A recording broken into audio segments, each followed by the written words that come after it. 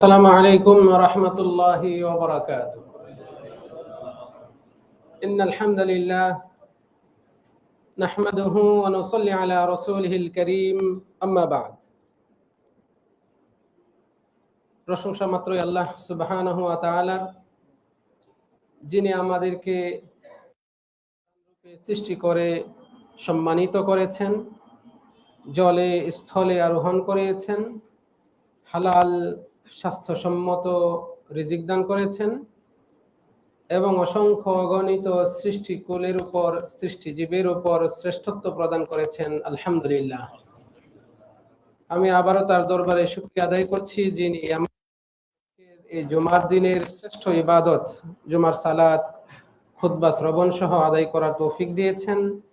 আবার আজকে আসরের সালাতের পরেও এই মসজিদে অনুষ্ঠিত হালাকায় বসার তৌফিক দিয়েছেন। আবার এই দিন শেষে মাগরিবের সালাতের পর আমাদেরকে আজকের এই নিয়মিত হালাকায় উপস্থিত হওয়ার তৌফিক প্রদান করেছেন। আলহামদুলিল্লাহ, দরুদ ও সালাম বর্ষণ হোক শেষ নবী, শ্রেষ্ঠ নবী মুহাম্মদ বিন আব্দুল্লাহ সাল্লাল্লাহু আলাইহি ওয়াসাল্লামের উপর। সম্মানিত মুসল্লিবৃন্দ, আল্লাহ তাআলার প্রিয় বান্দাগণ, আল্লাহ রাব্বুল আলামিনের বিশেষ দয়া ও কৃপা যে তিনি আমাদেরকে সুন্দরভাবে সৃষ্টি করেছেন, সুন্দর অবয়ব দান করেছেন, আমরা যেন সুন্দরভাবে চলতে পারি, আমাদের নিজস্ব প্রয়োজন যেন মেটাতে পারি আমরা নিজেরাই। সেজন্য আমাদের অঙ্গ প্রত্যঙ্গগুলোকে এত সুন্দরভাবে তৈরি করে প্রতিটা স্থানে যেখানে সংযোজন করলে, প্রতিস্থাপন করলে আমাদের জন্য সহজ হবে, সেভাবেই তিনি সংযোজন করেছেন, প্রতিস্থাপন করে দিয়েছেন। আলহামদুলিল্লাহ, আমরা যেন সুস্থ থাকতে পারি এবং আমরা যেন এই জমিনে আল্লাহর দেয়া নেয়ামত সুন্দরভাবে উপভোগ করতে পারি, এই জন্য তিনি আমাদেরকে হালাল হারাম বাছবিচার করে চলার নির্দেশনা দিয়েছেন। যেগুলো হালাল, স্বাস্থ্যসম্মত, পবিত্র এবং রুচিসম্মত, সেগুলো খেতে আমাদেরকে উদ্বুদ্ধ করেছেন। যেগুলো হালাল নয়, স্বাস্থ্যসম্মত নয়, অপবিত্র, যেগুলো রুচিতে আসে না, সেগুলো থেকে দূরে থাকতে বলেছেন। প্রিয় দিনী ভাইরা, এখানে রুচিসম্মত, রুচিতে আসে না, এই দুইটা শব্দ আমি সংযোজন করেছি, কারণ রুচির একটা গুরুত্ব রয়েছে, বিশেষ করে খাদ্যাভ্যাসের ক্ষেত্রে। এই জন্য আমাদের নবী মুহাম্মদ সাল্লাল্লাহু আলাইহি ওয়াসাল্লাম বেশ কিছু খাদ্য রয়েছে যেগুলো আমাদের সবার জন্য আমভাবে, সাধারণভাবে হালাল, কিন্তু রুচিতে আসে না কারো কারো। তারও রুচিতে আসতো না বিধায় তিনি সেগুলো থেকে হাত উঠিয়ে নিয়েছেন, খান নাই, তিনি হাত সরিয়ে নিয়েছেন, বলেছেন তোমরা খাও, তোমাদের রুচি আসলে তোমরা খাও। তাহলে রুচির একটা বিষয় আছে, যেমন সান্ডার, আপনারা শুনেছেন সান্ডার, হ্যাঁ, এগুলো অনেকেই খায়, কিন্তু আমাদের মধ্যে অনেকেই আছে যার সামনে নিয়ে আসলে হয়তো সে বমি, এরকম হতে পারে, এটা রুচির ভিন্নতার কারণে এরকম হয়।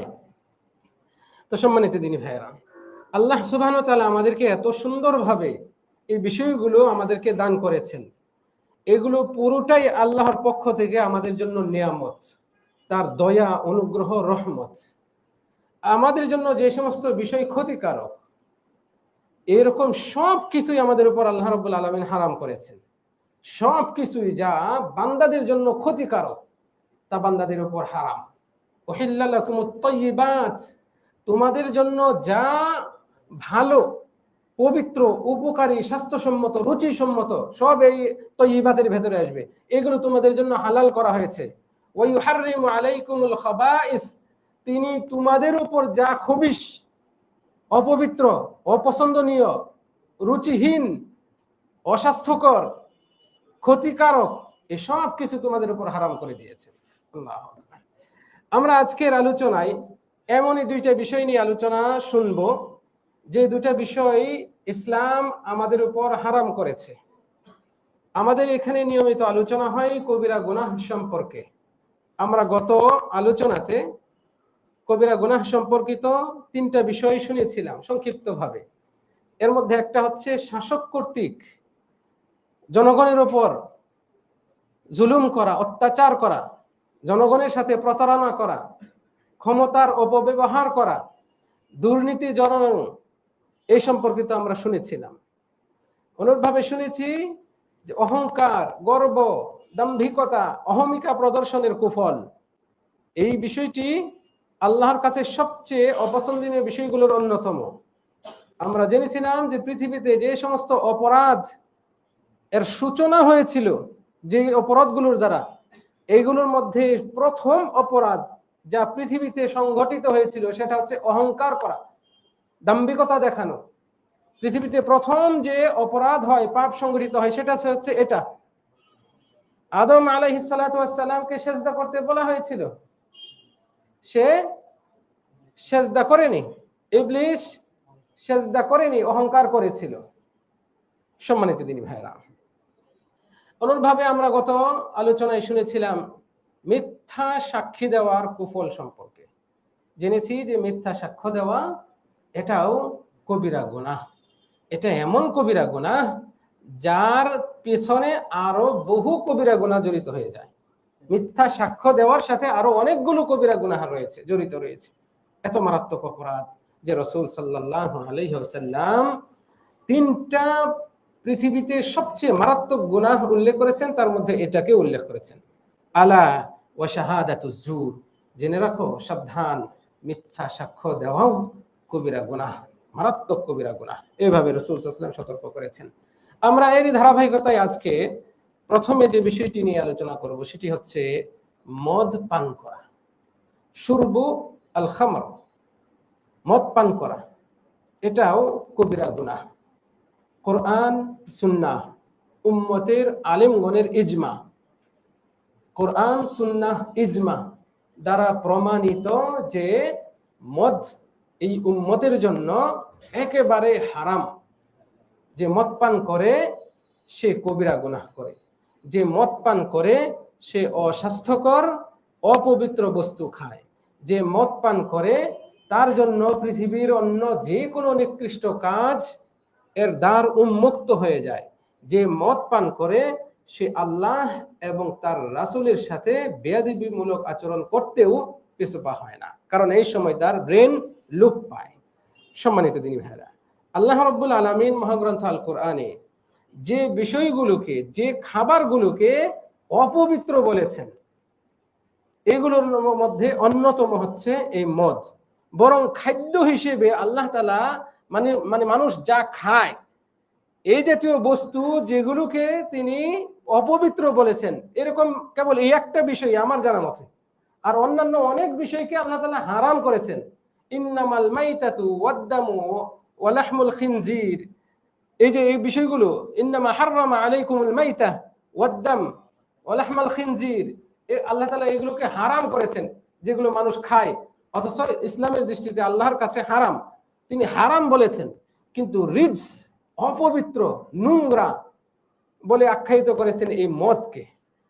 আল্লাহ তাআলা এই মর্মে বলছেন, ইয়া আইয়ুহাল্লাযীনা আমানু, হে ঈমানদারগণ, ইন্নামাল খামরু ওয়াল মাইসিরু ওয়াল আনসাবু ওয়াল আজলামু রিজসুম মিন আমালিশ শাইতান, নিশ্চয় মদ, জুয়া, মূর্তি পূজার যে বেদি, যেখানে মূর্তির পূজা করা হয় এবং স্বয়ং পূজা, মূর্তির পূজা, এই কাজ, ওয়াল আজলাম, ভাগ্য নির্ধারণ করার জন্য যে তীর নিক্ষেপ করা হয়, এই ভাগ্য নির্ধারক শাবক, এগুলো সবই রিজসুন, অপবিত্র, মিন আমালিশ শাইতান, শয়তানের কাজ।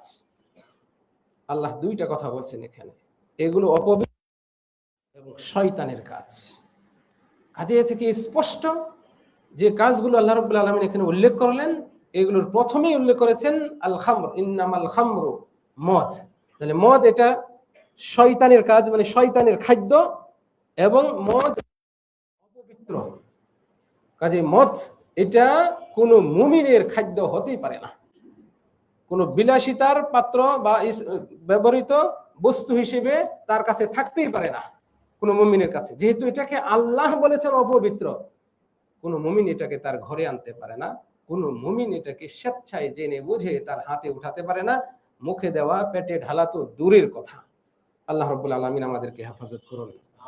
এরপরে আল্লাহ তাআলা বলছেন ফাজতানিবুহ, যেহেতু এটা অপবিত্র শয়তানের কাজ, কাজেই তোমরা এগুলো থেকে বিরত থাকো। ফাজতানিবুহ, কাজেই তোমরা বিরত থাকো এগুলো থেকে। লাআল্লাকুম তুফলিহুন, তবে আশা করা যায় তোমরা সফল কাম হবে। তাহলে সফলতা রয়েছে আল্লাহ যা অপবিত্র বলেছেন সেটাকে আপনি অপবিত্র যদি জানেন, আল্লাহ যেগুলোকে শয়তানের কাজ বলেছেন সেগুলোকে যদি আপনি শয়তানের কাজ ঘৃণা করেন, তাহলে এতে সফলতা রয়েছে। আল্লাহ তাআলা এর আরেকটা ক্ষতিকারক দিক উল্লেখ করছেন, যে যারা এই মদ পান করে এবং এর সাথে বাকি যে তিনটা আরো আল্লাহ তাআলা উল্লেখ করলেন এগুলোর সাথে জড়িত হয়, এগুলোর আরেকটা খারাপ দিক উল্লেখ করছেন। তিনি বলছেন ইন্নামা ইউরিদু শাইতানু আন ইউকিআ বাইনাকুমুল আদাওয়াতা ওয়াল বাগদা ফিল খামর ওয়াল মাইসির, যে শয়তান এই মদ আর জুয়া এই দুইটার মধ্য দিয়ে তোমাদের মধ্যে হিংসা বিদ্বেষ শত্রুতা ঘটাতে চায়, তোমাদের মাঝে হিংসা বিদ্বেষ আর শত্রুতা তৈরি করতে চায়, তোমাদেরকে শত্রুতাই পতিত করতে চায়, একে অপরের সাথে হিংসা বিদ্বেষ দ্বন্দ্বে জড়িত হবে, এটা চায় সন্তান এই মদ আর জুয়ার মাধ্যমে। সম্মানিত দিনী ভাইরা, সেই সাথে ওয়াসুদ্দাকুম আন যিকরিল্লাহ ওয়া আনিস সালাহ, আল্লাহর জিকির থেকে সালাত থেকে তোমাদেরকে দূরে রাখতে চায়, বাধা দিতে চায়। ফাহাল আনতুম মুনতাহুন, বিশ্বপ্রভু আল্লাহ বলছেন কাজেই তোমরা কি সতর্ক থাকবে? ফাহাল আনতুম মুনতাহুন, তোমরা কি দূরে থাকবে, বিরত থাকবে, মানে তোমরা বিরত থাকো। আল্লাহ তাআলা এই কথাই বোঝাতে চাচ্ছেন।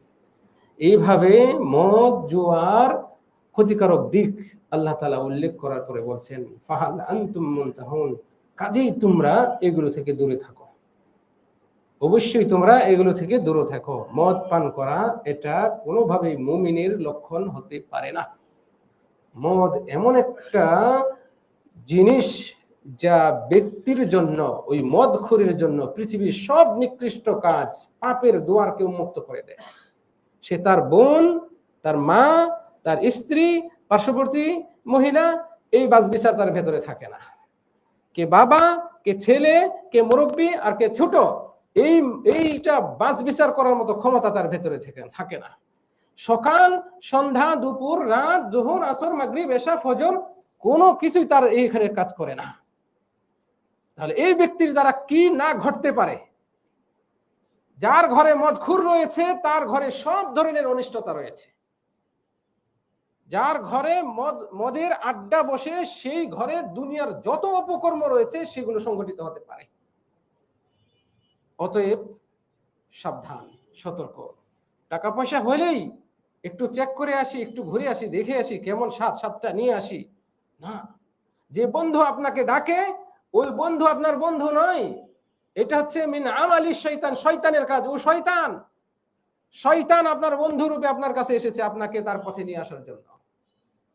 কাজেই যে বন্ধু আপনাকে বারে ডাকে, ক্লাবে ডাকে, মদের বোতলটা ধরতে বলে, খুব স্বাদ উন্নত মানের বিদেশ থেকে নিয়ে আসছি, বিদেশ থেকে আসে ব্র্যান্ডের, এইভাবে বলে, খেলে কোনো সমস্যাই হবে না, ব্রেন লুপ পাবে না, মাতলামি তৈরি হবে না, নানান রকমের আপনাকে ফজিলত বর্ণনা করবে, উপকারিতা বর্ণনা করে আপনাকে চাইবে অন্তত একবার হলে আপনার ঠোঁটে আপনার মুখে যেন দিতে পারে।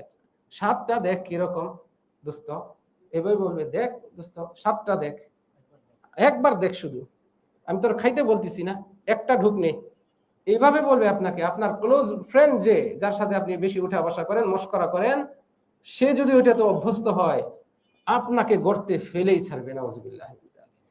আপনি সাবধান, আপনি সাবধান। এরকম বন্ধু আপনার থাকার চেয়ে না থাকা অনেক ভালো।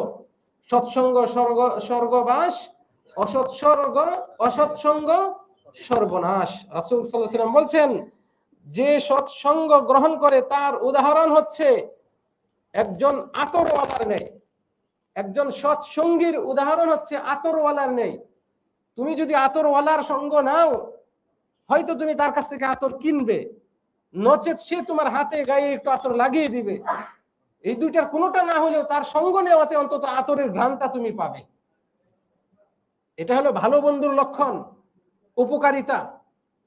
আর অসৎ সঙ্গীর উদাহরণ রাসূল সাল্লাল্লাহু আলাইহি ওয়াসাল্লাম দিয়েছেন, যে কামার, যে হাঁপড়ে ফু দেয়, আগুনে ফু দেয়, বিভিন্ন ভাবে যন্ত্রের মাধ্যমে বাতাস দেয়, কয়লাগুলোকে প্রজ্বলিত করে, ওখানে ওখানে লোহা পোড়ায়, তারপর সেটাকে বাড়ি দিয়ে পিটিয়ে বিভিন্ন অস্ত্র বানায়।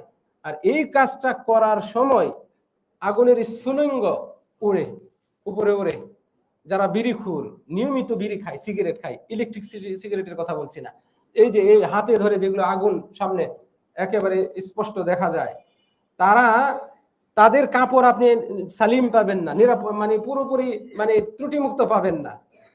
হ্যাঁ, কোথাও না কোথাও একটু ছিদ্র পাবেন, ওই যে বিড়ি খাইতে খাইতে আগাটা পড়ে গিয়েছে, কাপড় লেগে গিয়েছে, ছিদ্র হয়ে যায়। যদি ওই কাপড়টা সে নিয়মিত পরে, আর যদি মাঝে মধ্যে তুলে রাখে, মাঝে মধ্যে মসজিদে আসার সময় পরে আসে, আর ওই সময় তো আর বিড়ি খায় না, তখন হয়তো তারটা ফ্রেশ থাকবে।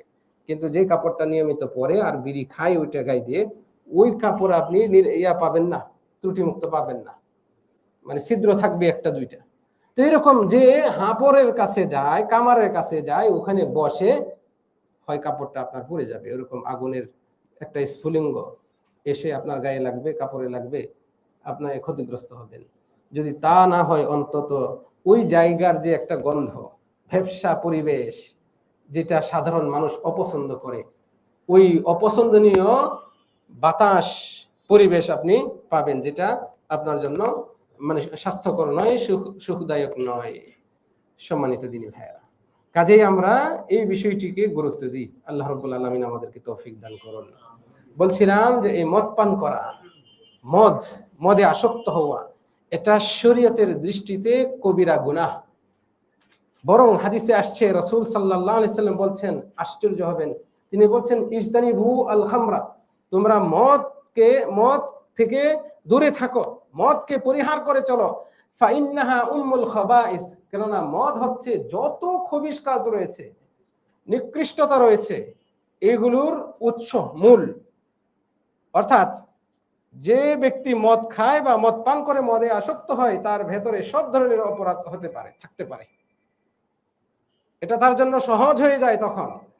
এই জন্য রাসূল সাল্লাল্লাহু আলাইহি ওয়াসাল্লাম এত কঠিন ভাষায় কথা বলেছেন। কাজে যে ব্যক্তি মদকে পরিহার করে না, সে আল্লাহ তার রাসূলের অবাধ্য হয়ে যায়। যেহেতু আল্লাহ বলেছেন, ইন্নামাল খামরু ওয়াল মাইসিরু ওয়াল আনসাবু ওয়াল আজলামু রিজসুম মিন আমালিশ শাইতানি ফাজতানিবুহু লাআল্লাকুম তুফলিহুন। আর রাসূল সাল্লাল্লাহু আলাইহি ওয়াসাল্লাম বলেছেন, ইজতানিবু আল খামরা ফাইন্নাহা উম্মুল খাবাইস। তাহলে বোঝা যাচ্ছে, যে ব্যক্তি আল্লাহ এবং তার রাসূলের এরকম নিষেধাজ্ঞা সত্ত্বেও এই কাজে জড়িত থাকে, সে আল্লাহ এবং তার রাসূলের আনুগত্যের বাইরে চলে যায়, ফলে সে শাস্তির সম্মুখীন হয়। আর যে ব্যক্তি আল্লাহ ও তার রাসূলের অমান্য করে, আল্লাহ রাব্বুল আলামিন বলছেন, ইউদখিলহু নারান খালিদান ফিহা, তাকে চিরস্থায়ী জাহান্নামে প্রবেশ করাবেন, ওয়ালাহু আযাবুম মুহিন, অপমানজনক, লাঞ্ছনাদায়ক শাস্তি তার জন্য রয়েছে। কি রকম শাস্তি হতে পারে তা আমাদের আজকের পরবর্তী অংশে শুনতে পারবো ইনশাআল্লাহ।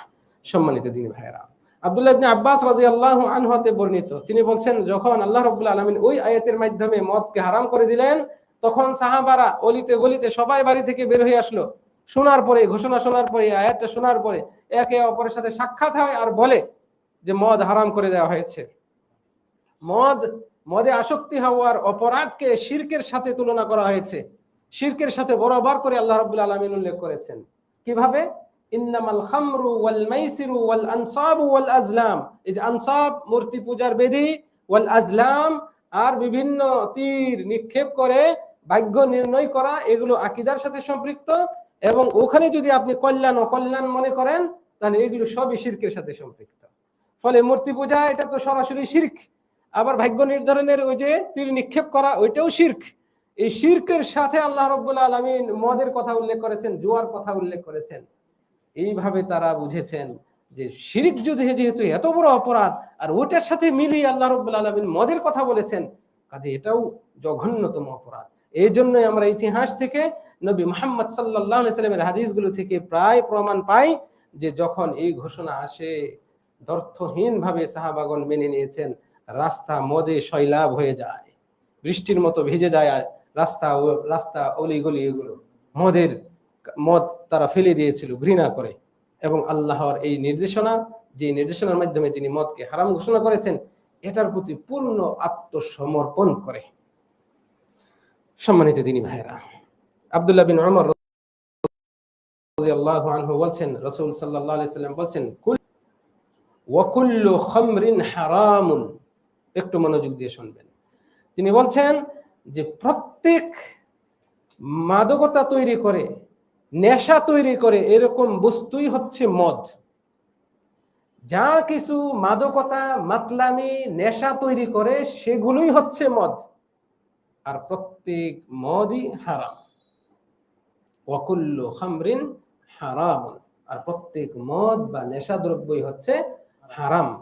ওয়ামান শারিবাল খামরা ফিদ দুনিয়া, যে ব্যক্তি দুনিয়ায় মদ পান করে, ওয়ামাতা ওয়ালাম ইয়াতুব মিনহা, আর মৃত্যুবরণ করে অথচ তওবা না করে নাই, তওবা না করে মৃত্যুবরণ করে, দুনিয়ায় মদ খাইতো আর মারা গিয়েছে কিন্তু তওবা করে নাই, এমন অবস্থা যদি হয়, ওয়া হুয়া মুদমিনুন মিনহা, এবং সে ব্যক্তি অভ্যস্ত ছিল,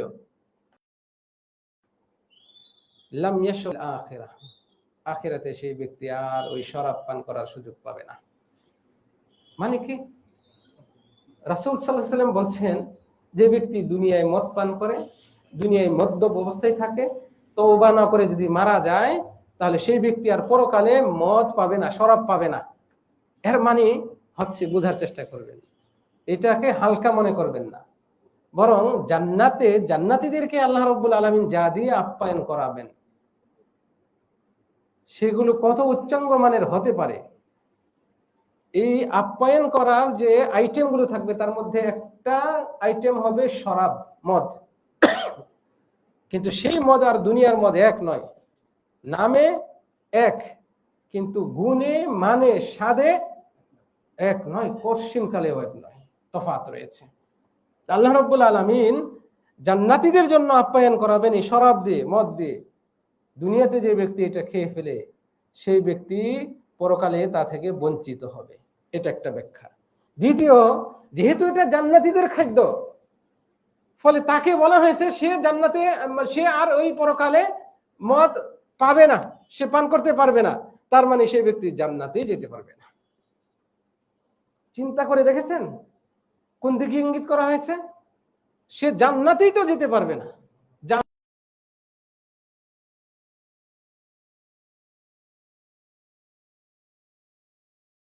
জান্নাতে প্রবেশ করে ফেলেছে, তার কোনো শাস্তি নাই। তার মানে বোঝা যাচ্ছে সে ব্যক্তি জান্নাতেই যেতে পারবে না। আর এই জন্যই রাসূল সাল্লাল্লাহু আলাইহি সাল্লাম জান্নাতের ওই নিয়ামতটা উল্লেখ করার মাধ্যমে এই শাস্তির ঘোষণা দিয়েছেন কৌশলে। অন্যান্য দলিল তো এই কথাই বলে, যে ব্যক্তি নিয়মিত মদ পান করে, তওবা না করে মারা যায়, সেই ব্যক্তির জন্য জান্নাতের দরজা বন্ধ হয়ে যায়। নাউযুবিল্লাহি মিন যালিক। নবী মুহাম্মদ সাল্লাল্লাহু আলাইহি ওয়াসাল্লাম বলছেন, আরেকটা হাদিস শুনুন মদ পানের ভয়াবহ পরিণতি সম্পর্কে, এবং এই হাদিসটাও একেবারে বিশুদ্ধ হাদিস, সহিহ মুসলিম শরীফের হাদিস। ইন্না আলাল্লাহি আহদান লিমান শারিবাল মুসকিরা, যে ব্যক্তি মাদক দ্রব্য জাতীয় কিছু খায়, আল্লাহর পক্ষ থেকে তার জন্য একটা প্রতিশ্রুতি রয়েছে। আইয়ুসকিয়াহুল্লাহু মিন তিনাতিল খাবাল, যে আল্লাহ তাকে তিনাতুল খাবাল থেকে খাওয়াবেন, পান করাবেন। সাহাবারা জিজ্ঞেস করলেন, ইয়া রাসূলুল্লাহ ওয়া মা তিনাতুল খাবাল, তিনাতুল খাবাল কি হে আল্লাহর রাসূল? তিনি বললেন, আরাকু আহলিন নার আও উসারাতু আহলিন নার। তিনাতুল খাবাল হচ্ছে জাহান্নামীদের শরীরের নির্যাস, নাউযুবিল্লাহ, অথবা জাহান্নামীদের শরীরের পুজ। জাহান্নামে পুজ, তারা পূর্বে শাস্তি ভোগ করবে, শরীরে পচন ধরবে, এখান থেকে যে নির্যাসটা বের হবে, আল্লাহ, এইটা পান করাবেন কাদেরকে? যারা দুনিয়ায় মদ পান করত। শরাব খেয়েছো, খাও এবার জাহান্নামীদের শরাব খাও। এটা আমার বানানো কথা নয়, এটা দুনিয়ার কোনো মানুষ, সাধারণ মানুষের কথা নয়। আল্লাহ যাকে প্রেরণ করেছেন এই দ্বীন প্রচারের জন্য, তার কথা। বস্তুত এটা আল্লাহরই কথা, কারণ তিনি নিজে থেকে কিছু বলতেন না, কেবল আল্লাহ যা ওহী করতেন তাই বলতেন। ওমা ইয়ানতিকু আনিল হাওয়া ইন হুয়া ইল্লা ওয়াহয়ুন ইউহা। ফলে দুনিয়ায় যারা মদ পান করে পরকালে সেই ব্যক্তিরা জাহান্নামীদের পুঁজ খাবে। নাউযুবিল্লাহ মিন যালিক। আল্লাহ তুমি আমাদেরকে হেফাজত করো। আমাদের দ্বারা যদি কারো এরকম হয়ে থাকে, রব্বুল আলামিন আমাদের নসিবে যথাযথ তওবা নাসুহা দান করো।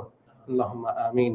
প্রিয় দিনী ভাইরা, আরো বিভিন্ন বর্ণনায় এসছে যারা মদ পানে আসক্ত হয় এবং তারা যদি তওবা না করে মারা যায়, তারা জান্নাতে যেতে পারবে না।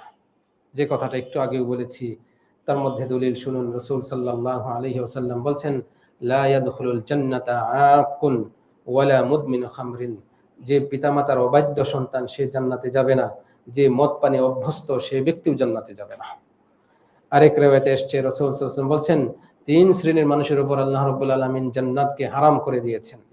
তাদের মধ্যে অন্যতম হচ্ছে মুদমিনুল খামর, মদ পানে অভ্যস্ত ব্যক্তি, যে নিয়মিত মদ পান করে, মাদকাসক্ত এমন ব্যক্তি, পিতামাতার অবাধ্য সন্তান।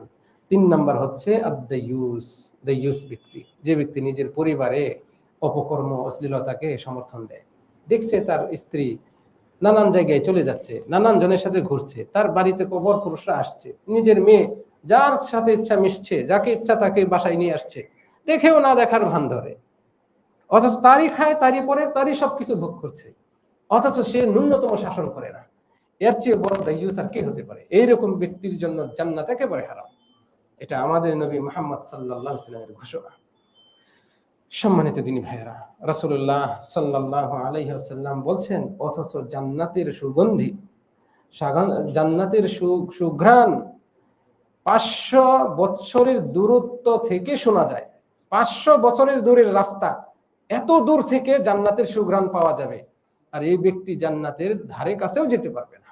মদ পান যে করে সেই ব্যক্তি জান্নাতে যাওয়া তো দূরের কথা, জান্নাতের সুঘ্রাণও পাবে না।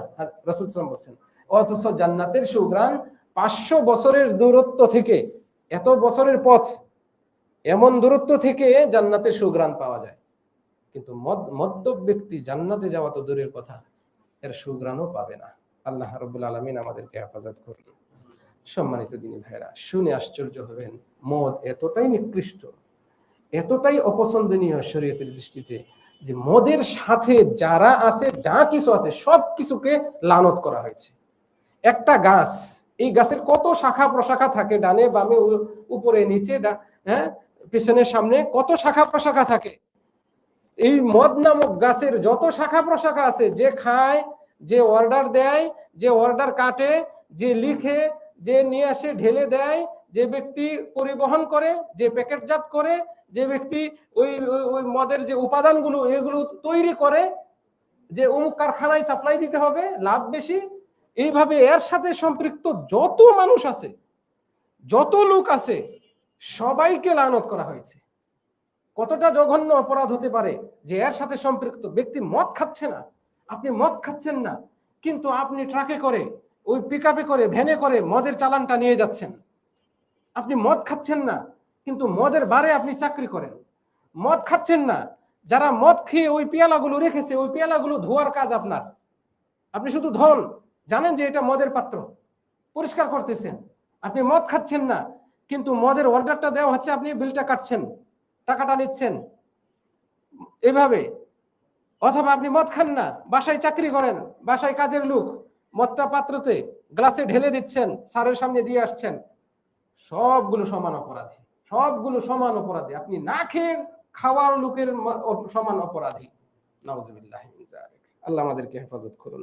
আমাদের নবী মুহাম্মদ সাল্লাল্লাহু আলাইহি ওয়াসাল্লাম বলছেন, আতানি জিবরিল, আমার কাছে জিবরিল আসলেন একদিন, এসে বললেন, ইয়া মুহাম্মদ, হে মুহাম্মদ, ইন্নাল্লাহা লাআনাল খামরা, নিশ্চয়ই আল্লাহ মদকে অভিশাপ করেছেন, ওয়া আসিরাহা, যে মদ তৈরি করে, চিপে, মদের রস চিপে বের করে, ওয়া মুতাসিরিহা, যার জন্য করে, যে ওয়া বাইআহা, যে বিক্রয় করে, ওয়া মুবতাআহা, যে ক্রয় করে, ওয়া শারিবাহা, যে পান করে, ওয়া আকিলা সামানিহা, মদ বিক্রি করে, যে কামাই করে, মদের যে ব্যবসা করে, ওয়া হামিলাহা, যে বহন করে, পরিবহন, যে বহন করে নিয়ে যায়, ওয়াল মাহমুলাহ ইলাইহি, যার কাছে নিয়ে যাওয়া হয়, সে মদ না খাক, সে ডিলার, হ্যাঁ, পৌঁছে দেয়, যার কাছে পৌঁছে দেয়, এরকম সাধারণত ডিলার, তাদের কাছে পৌঁছানো হয়।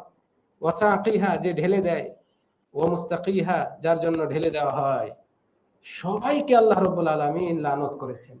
এটা জিবরাইল আলাইহিস সালাম এসে রাসূল সাল্লাল্লাহু আলাইহি ওয়াসাল্লামকে বলছেন, হে মুহাম্মদ, নিশ্চয়ই আল্লাহ লানত করেছেন এই মানুষগুলোর উপর, মদের সাথে সম্পৃক্ত এই সব শ্রেণীর মানুষের উপর লানত করা হয়েছে।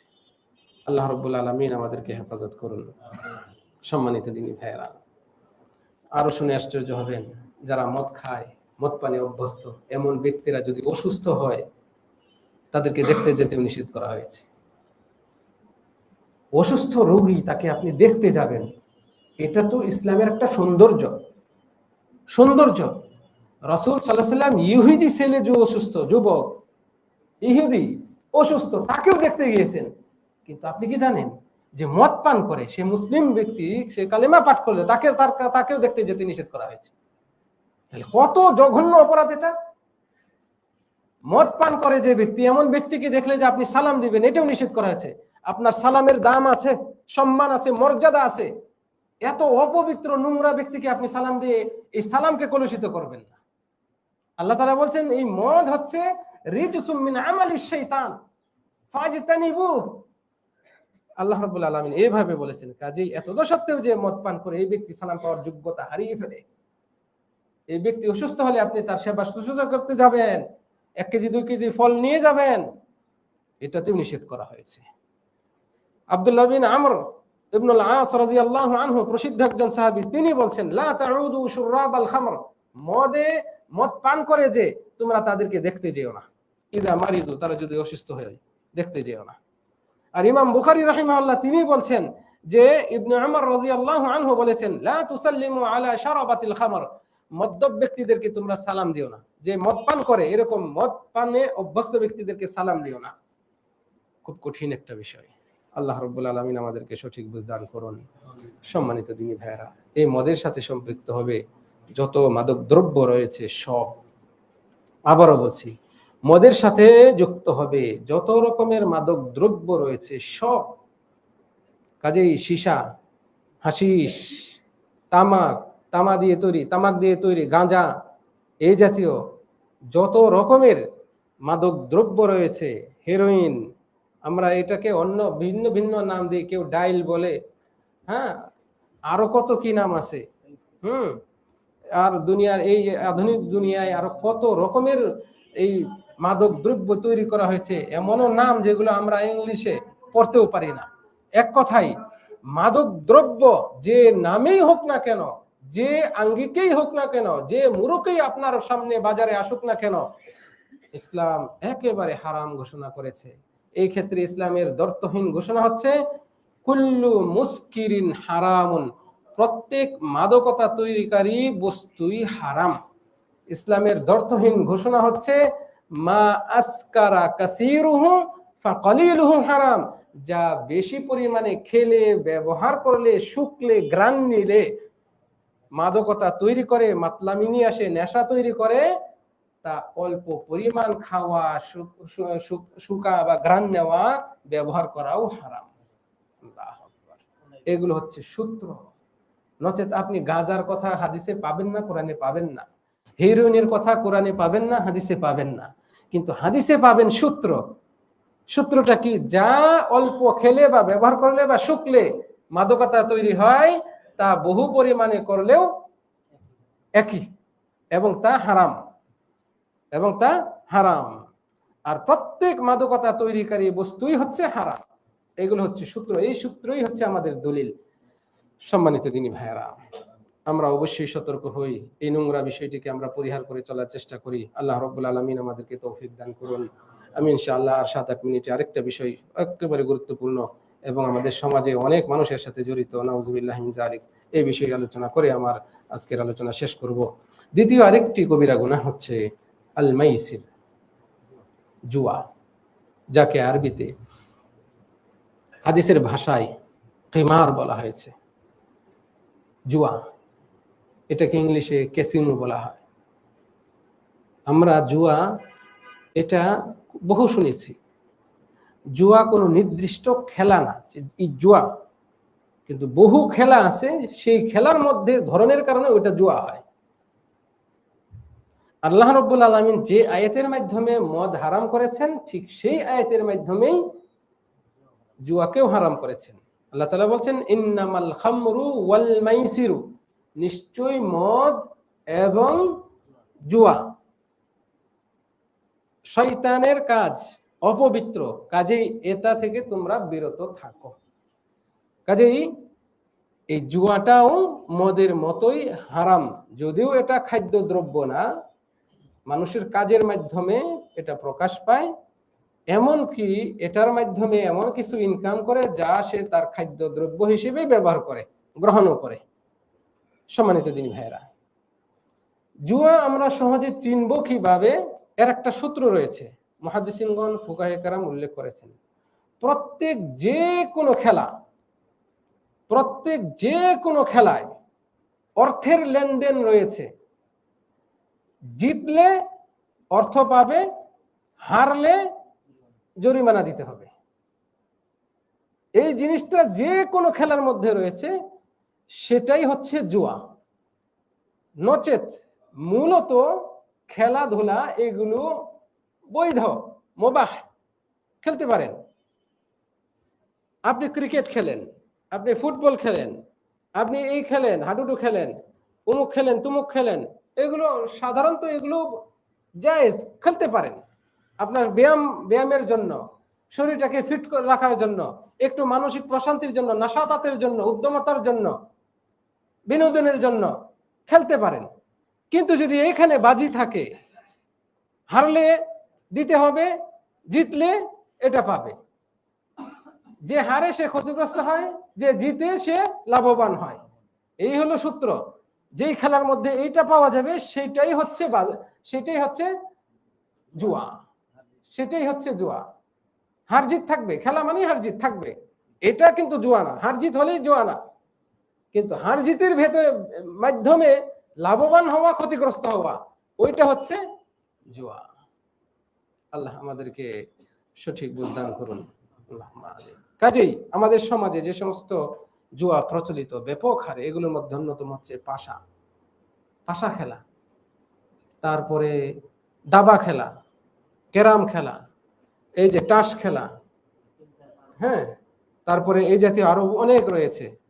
বিভিন্ন গুটি দিয়ে খেলা, বিভিন্ন কয়েন দিয়ে খেলা, বিভিন্ন কয়েন আছে। আধুনিক যুগে এখন ওই যে অনলাইনে ক্যাসিনো খেলে, এইগুলো কোনো গুটিও লাগবে না, কোনো ওই দাবার পাশার গুটি বা এগুলো কিছুই লাগবে না, কিন্তু অনলাইনে এমন সিস্টেম করে তৈরি করা হয়েছে, হ্যাঁ, অনলাইনে মোবাইল, কম্পিউটার, এগুলোর মাধ্যমে এগুলো খেলা হয়। এগুলো সবই হারাম, এগুলো সবই হারাম। বিশেষ করে পাশা, এটা আম ভাবে, এখানে টাকা পয়সার লেনদেন থাকুক বা না থাকুক, আম ভাবে জমহুর উলামাদের মত হচ্ছে এটা হারাম, কবিরা গুনাহ। এছাড়া বাকি যেগুলো রয়েছে খেলা, সেগুলোর মধ্যে বিশেষ করে দাবা খেলার ব্যাপারেও জমহুর আলেমগণ সতর্ক করেছেন। অধিকাংশ আলেমই এটাকে হারাম বলেছেন। যদিও কেউ কেউ বলেছেন যদি অর্থের লেনদেন থাকে দাবা খেলায় তাহলে হারাম, নচেত ব্যক্তি যদি খেলতে পারে। তবে আমভাবে সাধারণ একটা শর্ত হচ্ছে আপনার যে কোনো খেলার ক্ষেত্রে বৈধতার জন্য এই খেলাগুলো আপনাকে যেন নামাজ থেকে, আল্লাহর জিকির থেকে গাফিল না রাখে। কারণ ওই যে আয়াত যেখানে আমরা মদ হারাম শুনেছিলাম, আল্লাহ তাআলা হারাম করেছেন, সেখানে বলছেন ওয়ায়াসুদ্দাকুম আন যিকরিল্লাহ, তোমাদেরকে আল্লাহর জিকির থেকে বিরত রাখে, ওয়ানিস সালাহ, সালাত থেকে বিরত রাখে। শয়তান চায় এগুলোর মাধ্যমে তোমাদেরকে নামাজ, তারপরে আল্লাহর জিকির, নিজের উপর যেগুলো আবশ্যকীয় কাজ, স্ত্রী সন্তানদের খোঁজ খবর রাখা, নিজের যেগুলো জরুরি দরকার এবং আবশ্যকীয় দায়িত্ব, এগুলো থেকে যখন দূরে রাখে, গাফেল রাখে, তখন ওই খেলাগুলো আপনার জন্য যদিও মূলত বৈধ, কিন্তু আপনার জন্য বৈধ হারাম হয়ে যাবে। আশা করি বুঝতে পেরেছেন আপনারা। সংক্ষিপ্ত সূত্র এইভাবেই আল্লাহ রাব্বুল আলামিন আমাদের জন্য নিষেধ করেছেন, নবী মুহাম্মদ সাল্লাল্লাহু আলাইহি ওয়াসাল্লাম নিষেধ করেছেন, তার মাধ্যমে আমরা জানতে পারি এই সূত্রটি। সম্মানিত দিনী ভাইয়েরা, কেন এটা নিষিদ্ধ? কারণ এটার মাধ্যমে অন্যায়ভাবে সম্পদ ভক্ষণ করা হয়, অন্যায়ভাবে সম্পদ ভক্ষণ করা হয়। এই জন্য এটাকে আলেমগণ নিষেধ করেছেন, এবং আল্লাহ রাব্বুল আলামিন কোরআনেও বলেছেন, লা তাকুলু আমওয়ালাকুম বাইনাকুম বিল বাতিল, তোমরা একে অপরের সম্পদ অন্যায়ভাবে, অবৈধভাবে, বাতিল পন্থায় খেও না, ভক্ষণ করো না। নবী মুহাম্মদ সাল্লাল্লাহু আলাইহি ওয়াসাল্লাম আমাদেরকে এই মর্মে সতর্ক করেছেন। এবং এই জুয়ার ব্যাপারে একটা হাদিস শোনায়, এক আশ্চর্য হাদিস, যা আমাদেরকে এই জুয়া কতটা ভয়াবহ তার একটা ধারণা দেয়। রাসূল সাল্লাল্লাহু আলাইহি ওয়াসাল্লাম বলছেন, মান ক্বালা লি সাহিবিহি তাআল উকামিরা, যে তার কোনো বন্ধুকে বলবে, আসো তোমার সাথে আজকে জুয়া খেলবো, আসো আজকে বসি, একটা দাইন মারি, দাইন বলে একটা দাইন মারি, হ্যাঁ একটা খেপ মেরে দিই, ওইটা গ্রামীণ ভাষা যেটা বলে সেই হিসেবে আমি বলছি আপনাদেরকে, যে এবার বলে বন্ধু বন্ধুকে বলে, যদি এরকম কেউ বলে সে যেন ফালিয়াতাসাদ্দাক, সাথে সাথে সদকা করে, দান করে, দান সদকা করে। ব্যক্তি শুধু মুখে উচ্চারণ করছে যে জুয়া খেলবো, তাতেই কাফারা দিতে বলেছেন আল্লাহ রাব্বুল আলামিন তার নবীর মাধ্যমে, কাফারা দাও। আর যদি ব্যক্তি ওই জুয়াটা খেলে ফেলে, তাহলে তার কি কাফারা দিতে হবে চিন্তা করে দেখুন। শুধু মুখে উচ্চারণ করাতেই তাকে কাফারা দিতে হচ্ছে, কত মারাত্মক অপরাধ হতে পারে। সম্মানিত দিনী ভাইরা, একটু আগেও বলেছি, আবারও বলছি, আলেমগণ দ্বিমত পোষণ করেছেন যে খেলাতে টাকার লেনদেন নাই সেইটার ব্যাপারে, কিন্তু যেটাতে টাকার লেনদেন আছে এই ব্যাপারে সবাই একমত যে এটা জুয়া, হারাম। টাকার লেনদেন নাই, টাকার লেনদেন নাই যেটাতে, এগুলোর ক্ষেত্রে বিশেষ করে পাশা খেলা যেটা, এটার ক্ষেত্রে এটা হারাম একেবারে স্পষ্টভাবে, যেহেতু রাসূল সাল্লাল্লাহু আলাইহি ওয়াসাল্লাম নিষেধ করেছেন। যেমন হাদিসে আসছে, মান লাইবা বিন নারিদি ফাকান্নামা সাবাগা ইয়াদাহু ফি লাহমিল খিনজির, যে ব্যক্তি পাশা খেললো সে যেন শূকরের মাংসের ভেতরে এবং শূকরের রক্তে তার হাত ডুবালো। নাউযুবিল্লাহ। অথচ শূকর হচ্ছে অপবিত্র একটা প্রাণী, শূকর মুসলমানদের জন্য একেবারে হারাম একটা প্রাণী, সরাসরি হারাম, এটা অপবিত্র। যে ব্যক্তি পাশা খেললো সে যেন শূকরের মাংসে তার হাত ঢুকালো, শূকরের রক্ত দিয়ে তার গায়ে গা মাখালো, এইভাবে তুলনা করা হয়েছে। ওমান লাইবা বিন নারিদি ফাকাদ আসাল্লাহ ওয়া রাসূলহু, হাদিসে আসছে রাসূল সাল্লাল্লাহু আলাইহি ওয়াসাল্লাম বলেন, যে ব্যক্তি পাশা খেললো সে আল্লাহ এবং তার রাসূলের অবাধ্য হলো। ইবনে উমর রাদিয়াল্লাহু আনহু এই জাতীয় কথা বলেছেন। আর বিশেষ আরেকটা খেলা রয়েছে, শতরঞ্জ বলা হয়, দাবা খেলা যাকে বলি আমরা। এই দাবা খেলা, এটার ব্যাপারে দ্বিমত আছে, যদি টাকা পয়সার লেনদেন না থাকে। আলেমগণ দ্বিমত পোষণ করেছেন, তবে জমহুর আলেম বলছেন যে যদি টাকা পয়সার লেনদেন না থাকে তবু এটা হারাম। আর সবাই একমত যে টাকা পয়সার লেনদেন থাকলে এই দাবা খেলাটাও হারাম, দাবা খেলাটাও হারাম। তাহলে একজন সচেতন মুসলিম সেটা কোনোভাবেই করতে পারে না, যেহেতু অধিকাংশ আলেম এই মতের দিকে গিয়েছেন। ইমাম শাফিঈ রাহিমাহুল্লাহ একটু ভিন্ন মত পোষণ করেছেন। তিনি বলছেন, যদি কোনো ব্যক্তি দাবা খেলে আর সেখানে টাকা পয়সার লেনদেন না থাকে এবং তার এই খেলাটা জনসমক্ষে না হয়, ঘরোয়া পরিবেশে একান্তে হয়, নামাজের সময় হলে সে ঠিকই নামাজে চলে যাচ্ছে, জিকির আজকার করছে, দায়িত্ব থেকে সে উদাসীন নয়, গাফেলও নয়, তাহলে সেই ব্যক্তির জন্য জায়েজ আছে। এটা ইমাম শাফিঈ রাহিমাহুল্লাহ তার একটা মত এইভাবে ব্যক্ত করেছেন। সম্মানিত দিনী ভাইরা, এর বাইরে অধিকাংশ আলেমের মত হচ্ছে তবু এটা জায়েজ নয়, বিশেষ করে দাবা এবং পাশা, এই দুইটা খেলা। আল্লাহ আমাদেরকে হেফাজত করুন। সম্মানিত দিনী ভাইরা, আমি সর্বশেষে আপনাদেরকে আরেকটা হাদিস শোনাই, তারপরে আমি আমার আজকের আলোচনা শেষ করব। আমাদের নবী মুহাম্মদ সাল্লাল্লাহু আলাইহি ওয়াসাল্লাম বলছেন, তোমরা যদি এই সমস্ত লোকদের পাশ দিয়ে অতিক্রম করো, যদিও এই যে হাদিসটা বলছি এই হাদিসের সনদে একটু ত্রুটি রয়েছে, তবু আলেমগণ এই মর্মে এই অধ্যায়ে এই হাদিসটিকে দলিল হিসেবে উল্লেখ করেন। রাসূল সাল্লাল্লাহু আলাইহি ওয়াসাল্লাম বলছেন, ইযা মারারতুম বিহাউলাইল্লাযীনা ইয়ালআবুনা বিহাযিহিল আজলাম, তোমরা যদি এমন এই সমস্ত লোকদের পাশ দিয়ে যাও যারা এই জাতীয় প্রতীকী বিষয় দিয়ে খেলাধুলা করে, আর নারিদ ও শতরঞ্জ, নারিদ মানে পাশা, ও শতরঞ্জ এবং ওই দাবা, এই জাতীয় খেলাধুলা করে এই সমস্ত মানুষের পাশ দিয়ে যদি তোমরা যাও, উল্লেখ্য যে হাদিসের বাকি অংশটুকু বলার আগে বলছি, পাশা খেলা কি অনেকে আমরা জানি না, নাম শুনছি। আমাদের এই যুগে পাশা খেলার একটা বড় উদাহরণ হচ্ছে এই যে এইভাবে মেরে দিয়ে ছেড়ে দেয়, কি এটা, লুডু। লুডু খেলা, এই লুডুটা কিন্তু পাশা খেলার একটা আধুনিক সংস্করণ। বুঝাইতে পারছি আশা করি? এই লুডু খেলাটাও কিন্তু আধুনিক সংস্করণ, মানে মডিফাই হয়ে এখন লুডু হয়ে গেছে, ঘরে ঘরে এটা চলে আসছে। অথচ একসময় পাশার এইগুলো গুটি ছিল, এই অক্ষর ছক্কা, ওই সময় 2টা ছক্কা ছিল, তারপরে আরো নানান রকমের প্রতীকী ছিল, ক্রস চিহ্ন দেওয়া, বিয়োগ চিহ্ন দেওয়া, প্লাস চিহ্ন দেওয়া, এগুলো দিয়ে করতো। তারপরে ফুটা ফুটা দেওয়া, এগুলো অনেক আবর্তন বিবর্তন হয়ে এইভাবে আসছে আমাদের কাছে। আল্লাহ হেফাজত করুক। তো রাসূল সাল্লাল্লাহু আলাইহি ওয়াসাল্লাম বলছেন, যারা এইগুলো খেলে এদের পাশ দিয়ে যখন তোমরা যাবে, ফালা তুসাল্লিমু আলাইহিম, তাদেরকে তোমরা সালাম দিও না।